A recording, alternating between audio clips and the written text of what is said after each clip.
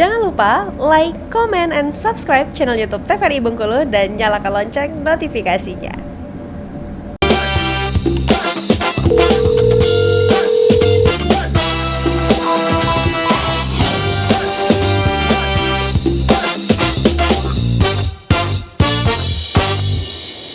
Halo sahabat sehat, bagaimana kabar Anda? Semoga selalu dalam keadaan sehat dan tetap semangat ya.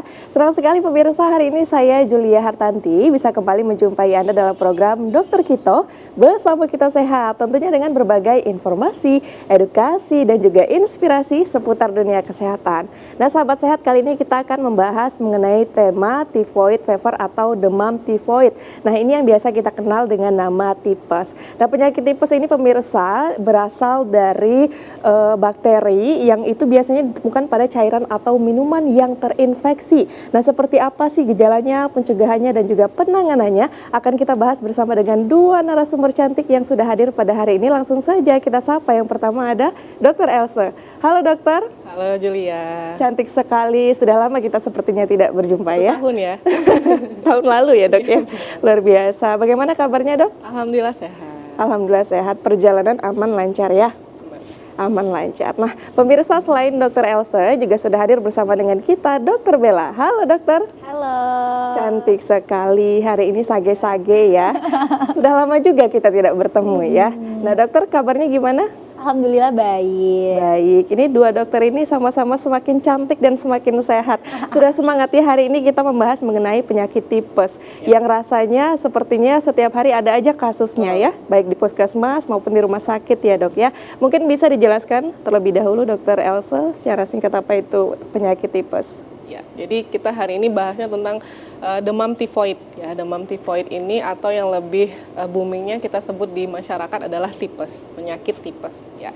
Jadi mungkin udah banyak tuh yang bilang kerja tipes seperti itu ya. Jadi hari ini kita akan meluruskan semuanya. Jadi sebenarnya penyakit tipes atau demam tifoid itu adalah penyakit yang disebabkan oleh bakteri ya. Bakterinya namanya adalah Salmonella typhi ya. Salmonella typhi ini memang benar yang disebutkan oleh Julia tadi ya. Dia sebenarnya penularannya itu lewat apa yang dikonsumsi dari seseorang. Jadi makanan yang terinfeksi atau terkontaminasi dengan bakteri Salmonella typhi itu tadi yang masuk melalui mulut, nanti dianya akan menginvestasi bagian saluran cerna. Jadi baru nanti dari saluran cerna nantinya baru akan menimbulkan gejala-gejala seperti itu. Baik, berarti memang nanti bisa dijelaskan lebih awal ya, apakah memang karena terlalu kelelahan ya, benar. Atau juga tadi karena memang dari bakteri tadi ya dok ya. Mungkin bisa siapa duluan yang mau? Boleh, silakan Dokter Elsa. Kita bahas ya demam tifoid. Jadi ini tadi, jadi demam tipes atau demam tifoid itu adalah penyakit disebabkan oleh Salmonella typhi dan Paratyphi. Dia sebenarnya banyak ya, banyak ada Salmonella typhi, ada Paratyphi ya. Jadi dia adalah bakteri gram negatif ya. Jadi dia itu mempunyai flagel. Maksudnya mempunyai flagel berarti dia bisa bergerak. Contohnya apa bisa bergerak? Dari yang kita makan, dia menginvestasi bagian saluran cerna, bisa bergerak ke usus halus seperti itu ya, baru nanti dia menimbulkan gejala ya. Kalau dari data di sini sebenarnya di Indonesia paling banyak dijumpai umur 3 sampai 19 tahun. Tapi pada kenyataannya dia bisa pada semua umur. Namun memang yang paling rentan, yang paling banyak kasusnya pada anak-anak ya. Kita tahu kalau anak-anak itu imunitasnya belum terbentuk sempurna ya, terus personal hygiene-nya belum begitu aware ya. Dia belum, anak-anak ya belum bisa mencuci tangan sendirilah, belum menyadari personal hygiene yang tinggi seperti itu. Makanya paling banyak di anak-anak. Nah, ini kalau kita bicara perjalanan penyakitnya tadi ya. Jadi dimulai dari melalui konsumsi makanan atau minuman yang terkontaminasi bakteri Salmonella tadi ya. Makanannya apakah harus makanan yang matang, makanan yang mentah, yang pasti terkontaminasi? Bisa dua-duanya ya. Jadi jangan kira semua masakan yang matang itu bebas dari Salmonella typhi, enggak juga ya. Jadi kita harus selalu mewaspadai dari kebersihan apapun yang kita konsumsi, baik makanan maupun minuman. Tetapi memang kecenderungannya yang paling banyak itu adalah makanan minuman yang separuh matang atau setengah matang. Nah, seperti itu ya. Ini adalah perjalanannya ya, mungkin nice to know aja untuk pemirsa TPA di rumah. Jadi intinya dari makanan yang terkontaminasi masuklah melalui mulut, terus kita cerna di saluran pencernaan, nanti bakteri Salmonella typhi ini ibaratnya sangat suka tuh di bagian-bagian saluran cerna, apalagi di bagian usus halus. Nah, nanti dia akan menginvestasi bagian di sana, baru nanti akan menimbulkan gejala-gejala. Tidak hanya di saluran cerna, dia bisa menginvestasi bagian pembuluh darah. Maksudnya nanti dia bakterinya akan masuk ke pembuluh darah yang disebut dengan bakteremia. Bakteremia baru nanti dia akan menimbulkan gejala-gejala juga, ya. Berarti dia juga mengganggu pencernaan ya dok ya? Benar. Dia khasnya membedakan dia dari demam-demam yang lain, kan kita ada demam berdarah seperti itu ya. Demam-demam yang lain itu atau demam flu biasa, dia poin pentingnya kalau demam tifoid ini atau tipes, dia mengganggu saluran cerna.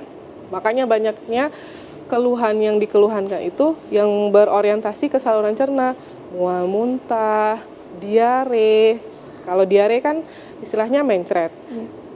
Bisa juga dia nggak BAB, maksudnya susah atau yang disebut dengan konstipasi. Jadi dianya malah nggak BAB sama sekali. Pokoknya dia akan mengganggu dari saluran cerna itu. Makanya gejalanya itu lebih banyak yang di sekitar saluran cerna. Seperti itu ya. Nah ini dia tadi ya kita bicara. Kalau Salmonella typhi itu dia gram negatif. Masuklah lewat mulut ya.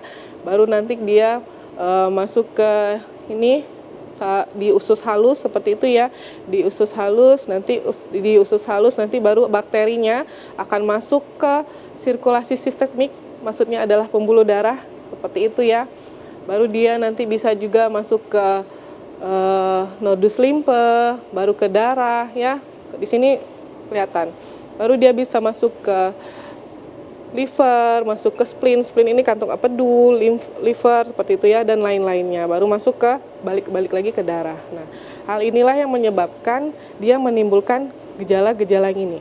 Nah, signs and symptoms maksudnya adalah gejala. Yang pertama, typical fever. Maksudnya berarti dia demamnya yang sangat tipikal. Maksudnya apa? Mungkin sudah sering dengar ya, kalau demam tipes ini dia kecenderungannya adalah demamnya atau panas suhu badannya itu di malam hari.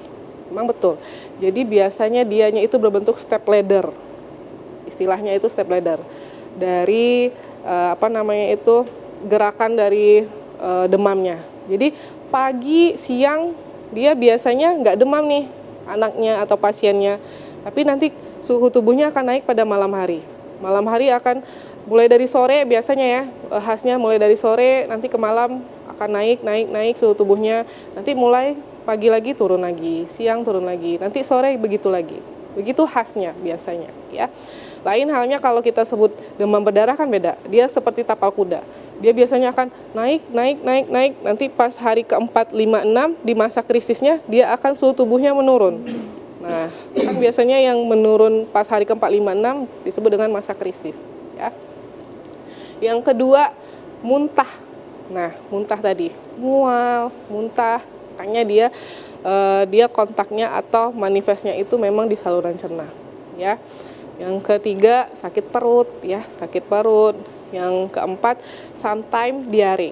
Nah, kenapa dibilang sometimes? Berarti kan nggak semua orang diare. Bisa aja dia malah bukan diare, tapi malah yang tadi konstipasi. Nggak BAB sama sekali. Itu juga ciri khas dari tipes ini atau demam tifoid ini ya.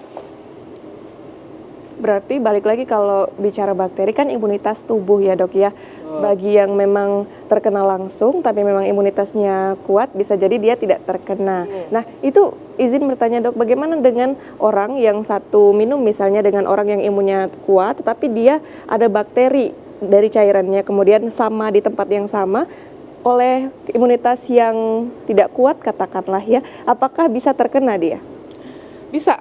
Oh, berarti dia tidak bisa mati di dalam ya?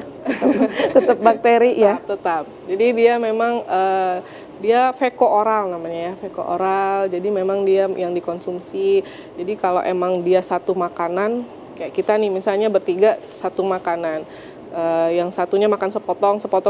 Tapi kenapa cuman aku misalnya ya yang dapat demam tipes? Mungkin itu tadi imunitasnya, mungkin kecenderungan faktor kelelahan, faktor stres, faktor beban kerja kan bisa.